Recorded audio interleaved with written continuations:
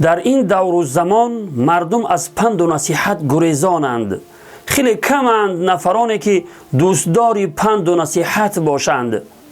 اگر کسی را نصیحت کنیم بینی اش را جینج کرده با قاش و قواق میگوید ملا کاری خودت را کن، به من کاردار نشو. واقعا ما در یک زمان قرار داریم که بزرگان سلف، گذشتگان نیک این امت حالات این زمانه را قبلا خبر داده بودند.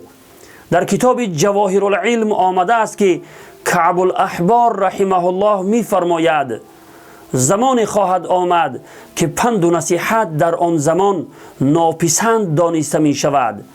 پند و نصیحت را کسی دوست نمی دارد، تا جایی که مؤمن ایمانش را پنهان می کند، همان گونه که شخص فاسق فسق و گناه خود را پنهان می کند و مؤمن به خاطر ایمانش سرزنش و ملامت می شود، همان گونه که شخص فاسق و فاجر به خاطر فسق و گناه خود سرزنش می شود.